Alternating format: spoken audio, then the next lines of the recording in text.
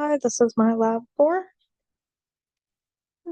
So the purpose of this lab is to investigate the motion of a spring mass system with the mass oscillating in an arc. And the goal was to determine if the model follows the energy principle using GIST tracker and glow script.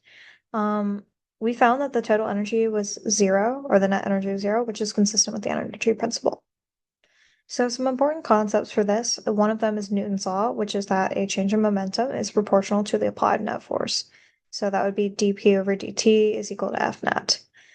The energy principle, which is that the change in energy is equal to the work plus the heat transfer. In this case, we want our energy change to be zero, so that would be W plus Q is equal to 0. Some useful equations are going to be our update formulas derived from Newton's second law, so our position velocity update formulas. Okay, so here's a screenshot of the video I used, and here is kind of the position in the X and Y direction of our masses. As you can see, they're oscillating. So we're given them, we're given the mass of the ball, but and we found the position and velocity from these graphs. Well, not these graphs from the velocity, but you know what I mean.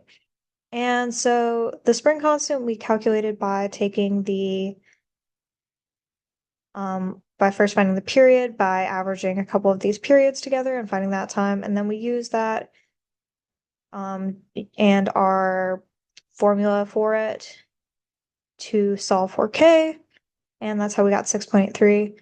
And then we took our relaxed length for the spring and we were given that as well. So yeah, first we're going to calculate the spring length and the energy of the system, and basically gravity we're given, we just calculated spring constant relaxed length, and so we know that S in the KSX, we know that it is the length minus the relaxed length, and so then we find the gravitational energy, the kinetic energy, and the spring energy, basically using the formulas and the information we were given, and we add them all up to find the total energy.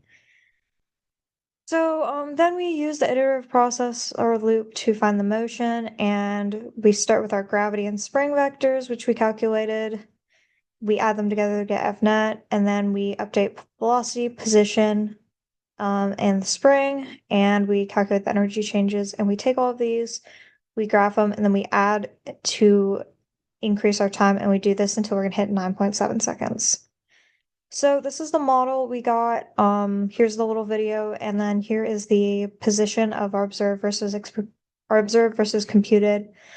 And there's a couple errors that could be there. There could be an inaccurate center of mass placement because again, I was doing it manually, and then it could also be that there was a work from the surroundings that the model didn't transfer for or didn't show.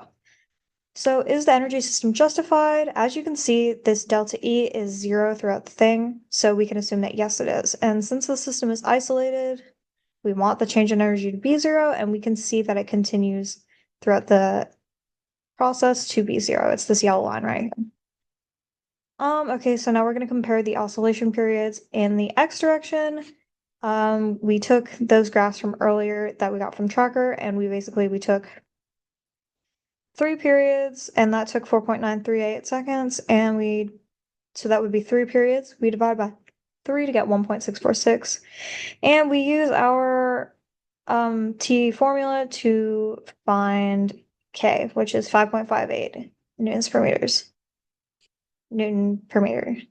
In the Y direction, it took 4.559 seconds, so we divide, same process, we got 6.8, so we know that it is a bit more stiff in the Y direction.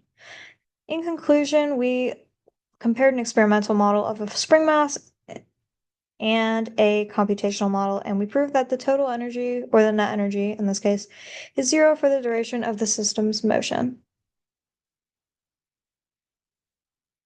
So, thank you for listening.